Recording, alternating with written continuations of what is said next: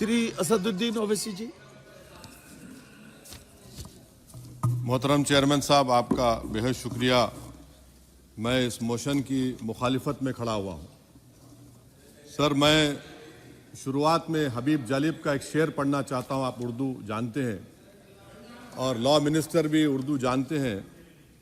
हबीब जालिब ने कहा था कि हुक्मरान हो गए कमीने लोग, खाक में मिल गए नगीने लोग, हर मुहिब वतन जलील हुआ, रात का फासला तवील हुआ, आमिरों के गीत जो गाते रहे वही नामो दाद पाते रहे, रहजनों ने रेजनी की थी, रहजनों ने रेजनी की थी, रहबरों ने भी क्या कमी की थी।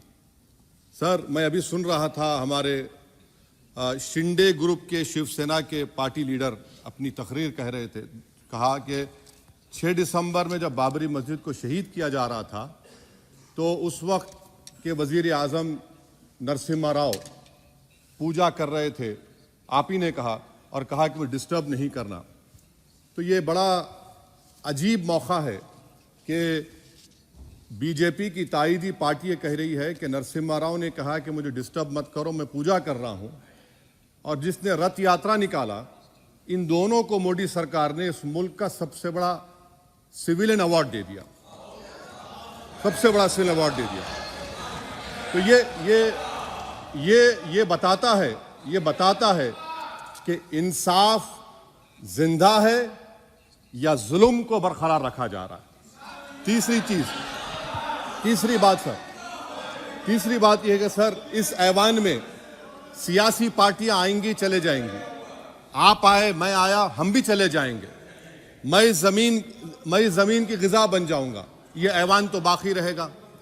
मगर सर, मैं ताजुब कर रहा हूं कि लोकसभा मुख्तलिफ आवाजों में कैसे बोल सकता है। लोकसभा तो एक ही आवाज में बोलना चाहिए, और लोकसभा भी भारत के संविधान आइन के बेसिक स्ट्रक्चर का ताबे है। और सर, ये इसलिए कह रहा हूं कि 16 दिसंबर को ये ले कर देता हूं, 16 दिसंबर 1992 को इसी लोकसभा ने एक रेजोल्यूशन पास किया था। आप इजाजत दीजिए तो मैं पढ़ता हूं sir.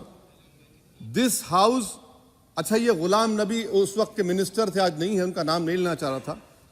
This house strongly and unequivocally condemns the desecration and demolition of the Babri Masjid at Ayodhya by and at the instigation of forces represented among others by VHP, RSS and the Bajrang Dal, which has caused communal violence in the country. Such act of vandalism was carried out not only in violation of order of the Supreme Court, but amounted to an attack on the secular foundations of our country. This House expresses anguish at the happenings and wishes to reiterate its resolve that it will ceaselessly endeavor to uphold the secular and democratic traditions of our country and for the maintenance of rule of law. और एक paragraph मैं नहीं पढ़ूंगा। मैं ताजुब कर रहा हूं कि जब इस ऐवान ने एक रेजोल्यूशन पास किया तो हुकूमत आएगी जाएगी, और हुकूमत ये मोदी हुकूमत जश्न मना रही है जो 6 दिसंबर को हुआ। तो ये एक बात है सर। चौथी बात यह है कि सर, नहीं, 6 दिसंबर के ऊपर कोई जश्न नहीं है। राम मंदिर के निर्माण की जो प्रतिष्ठा हुई है उसको संबोधन कर रहा है, और वो सर्वोच्च न्यायालय के द्वारा तथ्यों के आधार पर दिए गए निर्णय के कारण से हुआ है। सर्वोच्च न्यायालय का निर्णय है, तथ्यों के आधार पर निर्णय है। वो विषय आपने बोल दिया, ठीक है, ओके। परंतु जो मंदिर का निर्माण है वो नियमानुसार सर्वोच्च न्यायालय के निर्णय से तथ्यों को देख करके। और एक सेकंड, आप इस्लाम के बहुत जानकार हैं, विद्वान हैं वैसे भी, अब कानून के। यदि किसी अन्य धर्म के स्थान पर मस्जिद बनाई जाए तो शायद उसको मान्य नहीं किया जाता। अभी ASI ने, सुप्रीम कोर्ट ने स्वीकार किया है कि वहां पर राम मंदिर था। तो इस विषय केवल यह है कि वहां पर राम मंदिर ठीक बना कि नहीं बना, वो विषय हो गया। तो कृपया इस पर यदि आप कुछ बोले तो बोलें प्लीज। सर, मैं आपको गलत साबित कर दूंगा सर भी। और मैंने रुक तो जाइए बड़ी इज्जत के साथ सर, मैं आपकी बड़ी इज्जत करता हूं सर। आपको मैं कोट कर रहा हूं सुप्रीम कोर्ट का जजमेंट, पैराग्राफ 1222 रोमन 17, उसमें लिखा गया है, the destruction of the mosque took place in breach of the order status को and the assurance given to this court, the destruction of the mosque and obliteration of Islamic structure was an egregious violation of the rule of law. Egregious का मतलब जो छोटी मोटी अंग्रेजी में आती है वो क्रिमिनल एक्ट कहा। और सर आपने कहा था कि वहां पर मंदिर को तोड़कर बनाया गया। सर मैं आपके सामने ये तमाम चीजें लेकर दूंगा, सुप्रीम कोर्ट के जजमेंट के पैराग्राफ्स हैं जिसमें सुप्रीम कोर्ट ने एएसआई की रिपोर्ट को नकारा।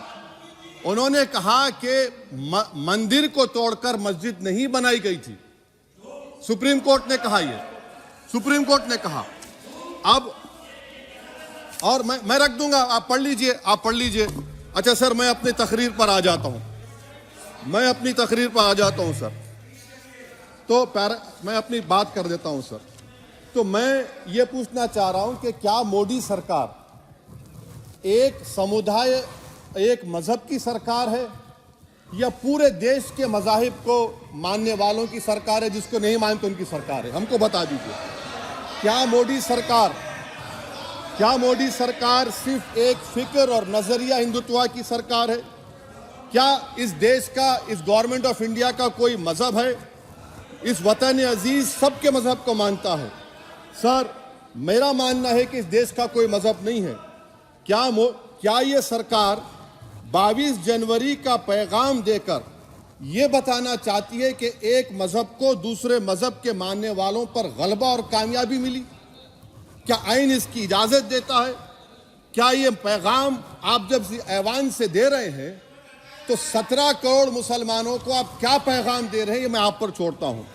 सर 49 में धोखा हुआ, 86 में धोखा हुआ, 92 में धोखा हुआ, 2019 और 22 में भी इस ऐवान के जरिए हमको धोखा दिया जा रहा है। और अफसोस के साथ कहना पड़ता है सर कि मुस्लिम अक़लियत को हमेशा यह कहा गया कि तुमको भारत के शहरी बरकरार रहने के लिए एक बहुत बड़ी कीमत तुमको चुकानी पड़ेगी, और हम पर इल्जाम लगा दिया गया। सर क्या मैं बाबर का स्पोक्स पर्सन हूं? क्या मैं जिना का स्पोक्स पर्सन हूं? क्या मैं औरंगजेब का स्पोक्स पर्सन हूं? बताइए सर, आखिर मैं कहां तक आप मुझे लेकर जाएंगे? दूसरी बात यह है सर, दूसरी बात यह है कि फिर 6 दिसंबर के बाद देश में फसाद हुआ, नौजवानों को टाडा में डाला गया जो बूढ़े होकर निकले। यकीनन आपकी सरकार नहीं थी, आपकी सरकार नहीं थी। अच्छा बल्कि मैं तो मर्यादा पुरुषोत्तम राम की इज्जत करता हूं, मगर मैं नाथूराम गोडसे से नफरत करता हूं। मेरी नस्लें नफरत करती रहेंगी क्योंकि नाथूराम गोडसे ने उस शख्स को गोली मारी जिसके जबान से आखिरी लफ्ज निकले हे राम।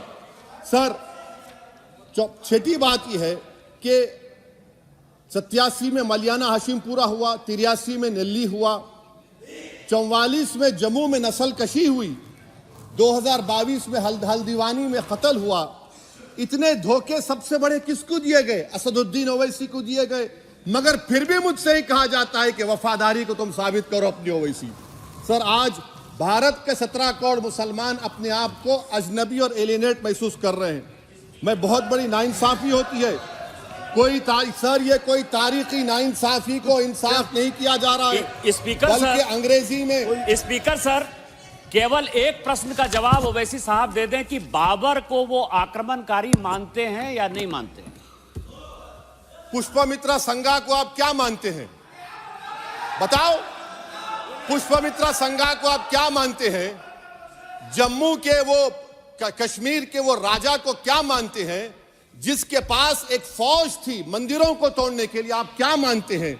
यही तो मैं कह रहा हूं कि निशिकांत दुबे 47 में आजादी मिली, असदुद्दीन ओवैसी से बाबर की बात पूछ रहे हैं। तुम गांधी की बात पूछते, तुम बोस की बात पूछते, तुम जलियांवाला बाग की बात पूछते, तुम काला पानी में जो मुसलमान शहीद हो गए उनकी बात पूछते, मगर बाबर की बात पूछी जाती है। तो सर मैं आपको बता रहा था, खामखा डिस्टर्ब किए सर, मुझे मेरा वक्त ले लिए निशिकांत दुबे। सर मैं आपसे कह रहा था मोदी हुकूमत ये पैगाम दे रही है भारत के मुसलमानों को कि जान बचाना है या इंसाफ चाहते हो। मैं कह रहा हूं मैं भीख नहीं मांगूंगा, मैं इस नंगी तासुब को कबूल नहीं करूंगा। मैं दूसरे दर्जे के शहरी के मौक़िफ़ को कबूल नहीं करूंगा। मैं अपनी शनाख्त को नहीं मिटने दूंगा। अब मैं झूठी और दिल फरेब बातों पर हरगिज भरोसा नहीं करूंगा। मैं वो काम नहीं करूंगा जो बीजेपी और नाम निहाद सेकुलर पार्टियां चाहती हैं। मैं वो काम करूंगा जो आपको पसंद नहीं है, संविधान के दायरे में रहकर। सर, कंक्लूजन में मैं आपको बताना चाहता हूं कि आज इस देश को किसकी जरूरत है। इस देश को अयोध्या में, तारीख शायद नहीं पढ़ते होंगे, मौलाना अमीर अली कौन थे, पुजारी बाबा रामचरण दास कौन थे, अयोध्या के पुजारी थे। दोनों ने मिलकर अंग्रेजों के खिलाफ जंग लड़ी थी और दोनों ने, अंग्रेजों ने इनको गिरफ्तार किया और एक पेड़ पर मौलाना अमीर अली को और पुजारी रामचरण दास को फांसी दे दी गई। देश को इनकी जरूरत है। देश को शंभू प्रसाद, अचन खां, ये राजा देवी बख्श सिंह के फौज में थे, अंग्रेजों से मुकाबला किया। मुसलमान की लाश को जला दिया गया और शंभू प्रसाद को दफना दिया गया। इस देश को यह जरूरत है। देश को बाबा मोदी की जरूरत नहीं है। आज भारत को अयोध्या के मौलाना अमीर अली और रामचरण दास, अचन खान, शंभू खान की जरूरत है। सर, मैं अभी सुन रहा था ये नाम निहाद सेकुलर पार्टियों के बयानात को। क्या होता है सर, मैं खत्म कर रहा हूं, क्या होता है सर, जब काजी साहब गवाहों को लेकर दुल्हन के पास जाते कि तुमको निकाह कबूल है, तो दुल्हन शर्मा के खामोश बैठ जाती। तो इनकी खामोशी रजामंदी की अलामत है। जी जी। तो सर, मैं खत्म करने से पहले यह बताना चाह रहा हूं कि जब वजीर आजम जवाब देंगे तो क्या वो भारत के 140 करोड़ जनता के लिए जवाब देंगे या फिर सिर्फ हिंदुत्व की फिक्र रखने वालों का जवाब, मैं खत्म कर जवाब देंगे। मैं ये देश, दुनिया, मुसलमान देख रहा है। सर, मैं आपको यह भी बताना चाह रहा हूं, आखिर में कंक्लूड कर रहा हूं सर, 1 मिनट चाहिए, 1 मिनट चाहिए सर। सर, मेरा मानना यह है कि आज मैं बहैसियत एक भारत के गयूर मुसलमान के, let me stand as a tall Indian Muslim and say that the light of Indian democracy today is at its dimmest today, sir. Sir, in conclusion, मेरी फिक्र में, मेरा ईमान मुझे कहता है कि जिस जगह पर मस्जिद थी, है और रहेगी, बाबरी मस्जिद है और रहेगी। बाबरी मस्जिद जिंदाबाद, जिंदाबाद, भारत जिंदाबाद, जय हिंद। सबको जोड़ने की बात की जाए वो बेहतर है। जी, श्री बीबी पाटिल जी।